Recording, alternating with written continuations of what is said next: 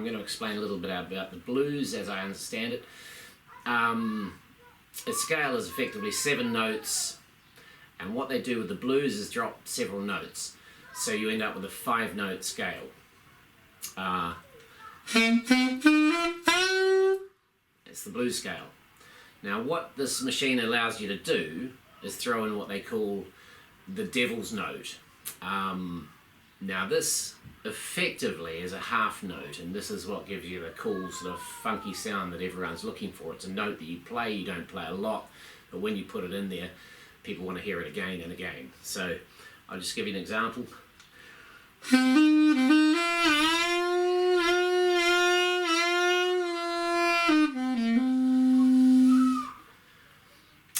Now that's the devil's note, and the way you can do this is on the 2nd note up, you roll your finger and just slide it back a little bit. You can see that, and just sliding back a little bit. And that's effectively opening the whole half a note, so you get that sort of flattened sound. It takes a bit of practice. It's more in your fingering, but what you want to do if you're going to play that note is make sure you've got a full lung full of air to get it started. Maybe start on a note, number 3 note down, and then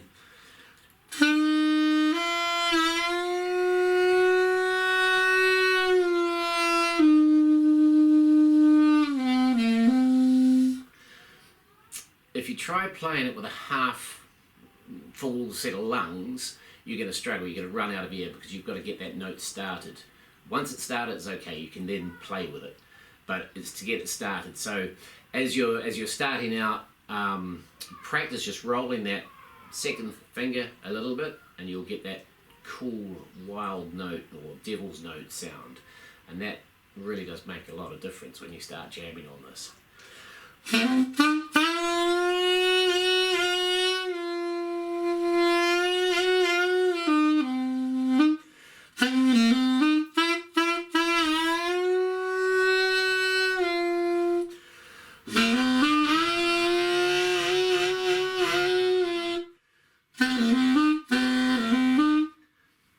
And really, that's the one that makes you want to make the facial expressions, because if you can throw that in a sequence, it sounds cool, it feels cool, and it makes you feel super cool. So yeah, just practice. All this stuff comes with a bit of time, but as your fingers become more comfortable and everything starts to roll, then you'll find that you can start to achieve a lot more, I don't know, different characteristics out of the machine. You can do it with all the notes, but you find that one there it's conveniently positioned. Your fingers naturally go to do that one. Yeah, so that's the one I'd practice.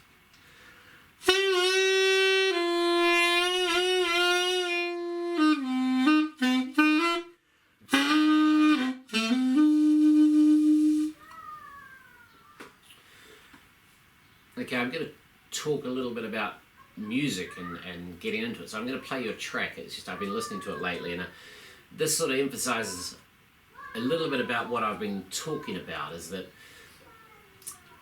the beat is the street, and you're following the street, and occasionally you get to go up side street and have a jam and come back and look. Now, if you're playing in a band environment, you can't just keep ripping, because other people have other stuff to do. You've got guitarists who want to have a jam, you've got obviously the vocalists and so forth. But if you have a listen to this, you might hear what I'm trying to say. Now, this is a guy, Taj Mahal, the Hula Blues Band, Karina, and it's live. Now have a listen to this track. I'll put it on halfway through, and I'll try and explain what's going through.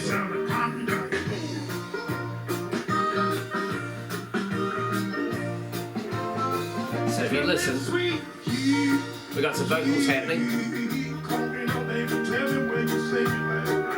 and there's a little bit of sax happening in the background, and the guy is now starting to get in there. He's looking for the street. He's cruising down the street with the sax, and you'll hear him pop in occasionally.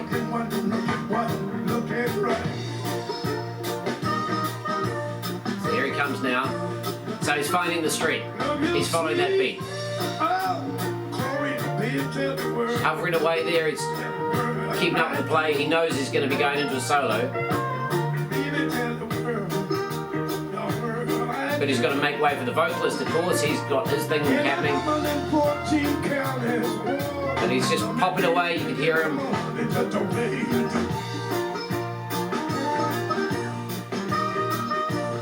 Here he comes again. Now, he's going up the side street.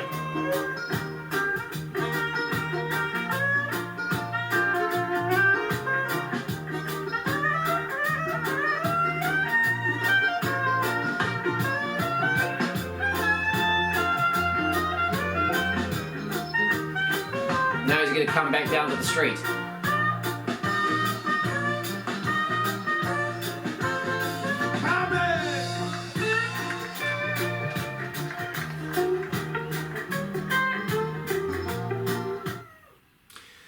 Now, if you have a close listen to that solo, he's been coming in, going out, coming in, and then he's got his moment in the sun where he can come out and jam, and he's been waiting for that moment, and he comes in and rips, and he just takes a cool side street, goes and has a play around up there, and he brings it back down, and then starts following the beat, and so he'll come in and out through the rest of the song. But if you're listening to what he's playing, he's only playing 5 notes. That's all he's doing. He's playing exactly the same sort of thing that we can do on this saxophone. He's playing in a higher octave, which is it's the same notes, but it's in a higher sort of group of notes. So really, he's just doing what you can do. Now, that was a catchy beat, and if you go back and you want to play to that, just listen to it a few times. If you're tapping your foot, listen, see if you can come in, see if you can play with him, because that's really all we're doing here. We're just jamming away. Following that beat, clipping up a side street, coming back to the beat, finding another opening to go up there. Longer songs, you've got more instruments, everyone wants to have a crack. A guitarist wants to go and have a jam. A ukulele player wants to have a jam. Sax player wants to have a jam. And that's how the music sort of breaks down into sections. Obviously, this is it's a vocal orientated band, so the vocal's the key situation, but all the musicians want to have a go. So that's how music forms up, is you break it down into sections, and his section was then. So I suggest you go and start listening to music like this, start listening to the actual solos, and you'll start to understand that they're actually, it's only a small group of notes being played. The difference is they've found the beat, and they can make those notes clip through at the right speed and so forth. But that's all following that street, the ch, ch, ch, ch, and then guiding off up the side street, having your jam, and then coming back. Now, it repeats. It's almost all songs, all bluesy, jazzy sort of stuff. That's effectively what's going on. Have a think about it, and listen to different acts that you like, and just look at what these guys are doing. It's a surprisingly small amount of notes, but they're making a very cool sound. And sometimes the basic stuff is the best stuff.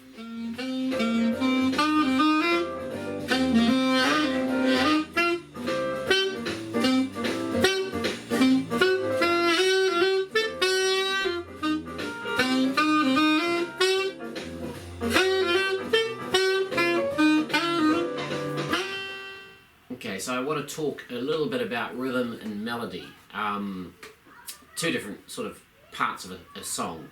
Now, effectively, rhythm, it's the drum beat. It's the thing that makes you tap your foot.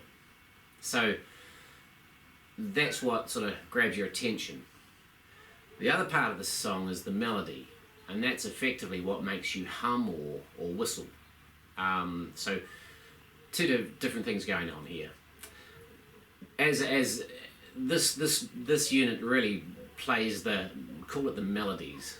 It's not so much of a rhythm machine. Rhythms are drums. It's just the constant beating of, and that's the thing that grabs you, makes you tap your foot. Melody, I think, makes you hum or whistle, and probably the best exponents of rhythm and melody would have to be the Beatles. When you combine an amazing rhythm with awesome melodies, that's what makes the #1 songs. So a lot of the Beatles songs, well, we pretty much know every song, and it's not because they've been necessarily around for a long time, it's because they're so bloody good, and you listen to them, you hear them, you remember them. So that's this amazing combination that McCartney and Lennon had of blending rhythm and melody. You can throw Ringo Starr in there because he was the drummer that, in a way, listening to the Beatles interviews, set them up, took them to another level. So rhythm's hugely important, but when you combine the two, yeah, you've got some magic happening. Another bit of an example of rhythm and melody, and I don't know whether this is 100% correct, but if you listen to Eminem, now he starts out with a sort of rappy rhythm, which is pretty hard to hum to, for argument's sake. But then what he does, when he gets to the choruses, he throws in a real beautiful piece of melody, and that's the bit we want to sing, or that's what we Rihanna's sounding awesome. That's the bit that we want to hum, we want to play, we want to sing out loud. So there's just a little bit of a difference between what's going on with rhythm and melody. Two vital bits to make up any musical composition. The good guys get it perfect, and that's what turns them into #1 songs. So effectively we're playing the melody bit, we're doing the whistling bit or the humming bit, if that makes a bit of sense.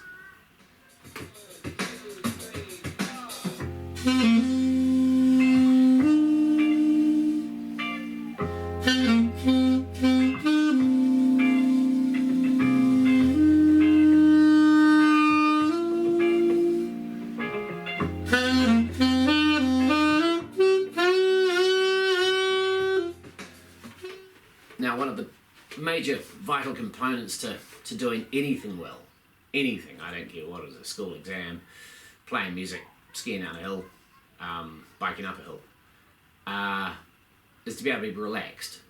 So when you relax, all sorts of good things happen. Your body gets into a better shape, better position, all stuff starts to happen naturally. So relaxation is key to playing this. It will always sound sweeter if you're relaxed. Everything operates smoother, your fingers move smoother, the air out of your lungs moves smoother. If you're relaxed, you're giving yourself more time to think out the next tone. Critical is to somehow get into a situation where you can relax. You can be blind hard, but if your body's relaxed, you'll find it's a damn sight easy to play it hard. So without a doubt, if you're playing this, get in a relaxed situation, and then by playing this in a relaxed situation, you'll relax even more. So relaxation is one of the key things. Definitely key aspect to anything, but especially with this. And as a relaxed player, you're going to play better, you're going to relax more, you're going to play even better. So there you go, that's my my take on being relaxed.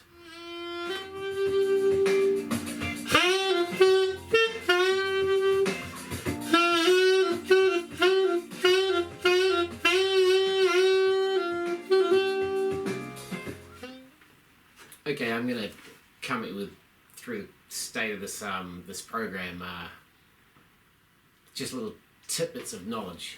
Well, I don't know knowledge, just a slightly different way once again of looking at music, but I'll try and explain something about scales. A scale is basically just in a sort of ascending group of notes. If you imagine them in a step, so a step, and they're all even steps, so you're walking up these steps. Now that's just your stock standard scale. What the blues do is they take a couple of notes out of those scales. So instead of having a very even staircase, you have staircase, stair, and then maybe a longer stair. So, and then a stair and a shorter stair. So effectively they're an awkward looking staircase. Now that's what gives us the interesting tones. So what a lot of musicians or a lot of instruments have is a lot more staircases or stairs, and so you can make a whole bunch of series of patterns. effectively the same pattern, different octaves. Now what this instrument has done, it's taken all the sort of unnecessary notes out. So it just gives you what you need, nothing more and nothing less. After that, it becomes your imagination, how you walk up and down these stairs. You might take a short step up and a short step down, run up the top, come down 2 steps, but all the time you're making these awkward sort of step shapes, and that's what's giving the characteristics or the nature of the sound. If it was very even up and down, it would actually become a bit monotonous. Obviously there's a place for that sort of stuff, but the sort of music I want to play, and if you're thinking of playing one of these, probably means you want to play it, is that style of music. So yeah, it's the blues. You run up and down that staircase making different patterns just to a beat. So just another one looking at it, think that one out. Okay, now this is where the fun starts. Imagine the scene, you're at the beach, hence the shirt. You got the sunnies on, you got the cool hat because you're a sax player. You pull your pocket sax out. You got this sound picture going through your head, and you're about to rip and impress a whole bunch of people. So what we're going to do here, this is a good exercise, I'm going to put some backing tracks on. They go for 6.5 minutes, so it's going to start out with a funky, just a cool slow beat. And it's going to move into a little bit more sort of rhythmic guitar-y stuff, and then end up on another cool funky beat. So what I'll do is I'll start playing, I'll have a blast, and then I'll raise my hand, and when I call you in, I'll just give you a countdown. Now don't race to get into it, just find that beat, find the street. You start jamming for, I don't know, a few minutes, 15 seconds. I'll come back, so I'll give you like a 15-second break, and then you do your thing, come back to me. And so what we're going to do is build up this cool sound picture, you playing and me playing, and yeah, just see how it goes. Right, it's a Bluetooth speaker, phone, backbeats, here we go.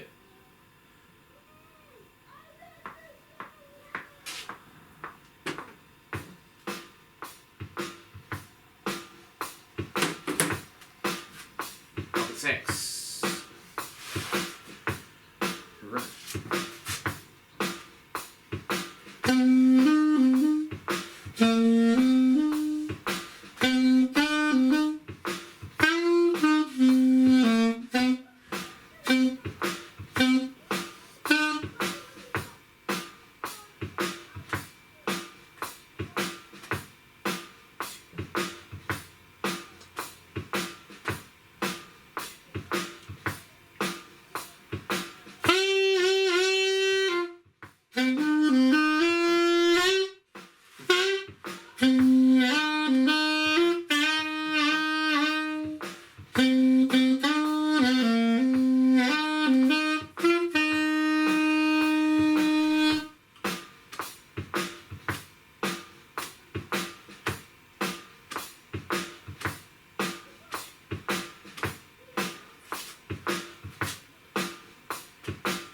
Okay, turn back to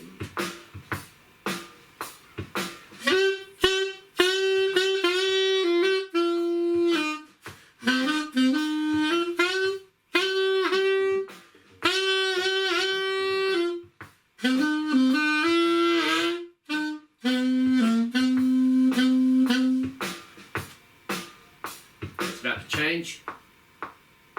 And I'll start. So you can do a flyer.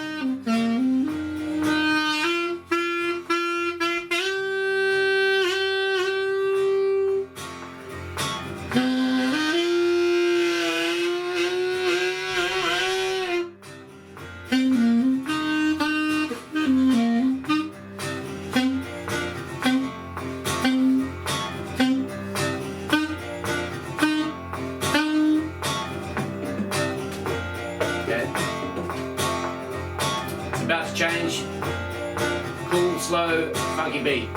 So you got a few more beats left.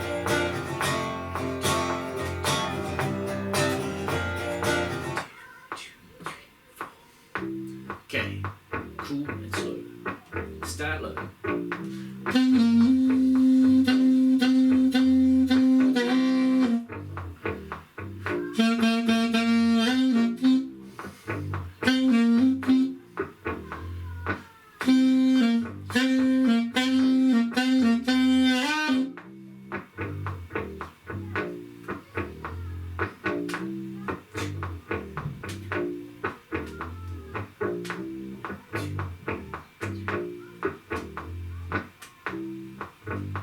Okay, coming my way.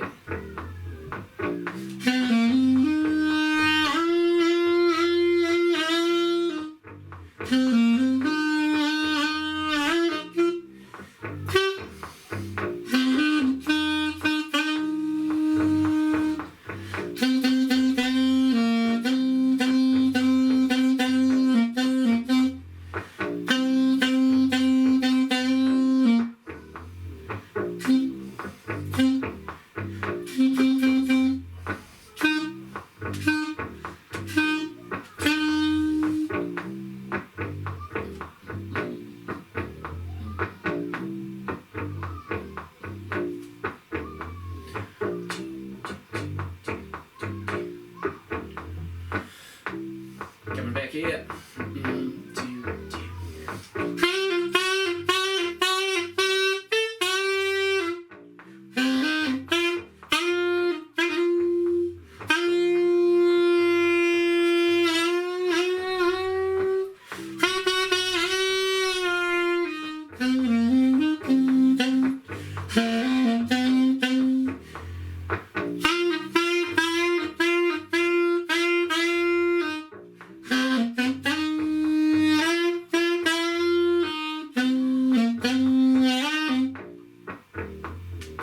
Find that straight, and the rest is yours.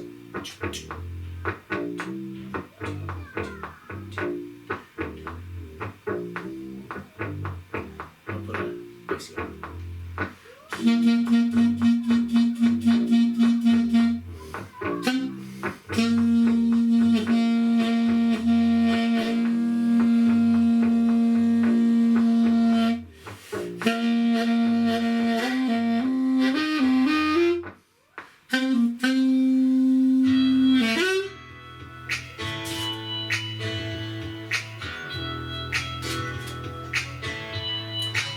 Now, on this note, this is a cool thing, cool song. Take it, it's got a cool beat, I've been mucking around with it. It's coming.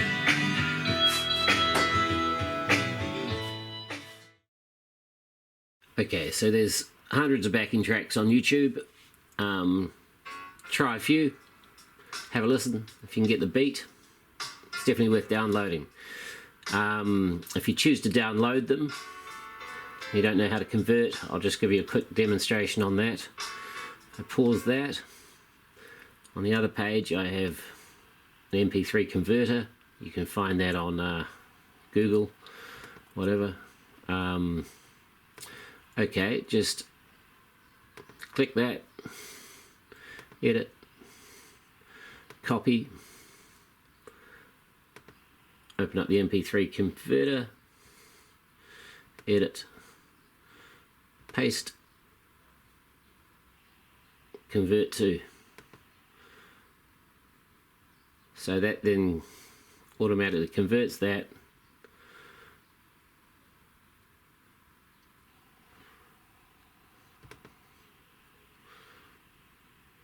I'll just cruise through there, so your backing track's going down onto your, been converted just to a video, just an audio track, and just follow the instructions. If you hit download,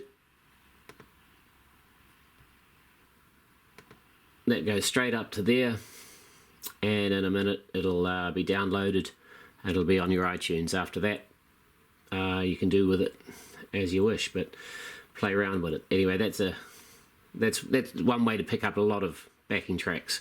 Listen to whatever makes you beat, tap your foot if you think you can play it, download it and have a go. Okay, that's now just popped up in iTunes, so there you go. As simple as that.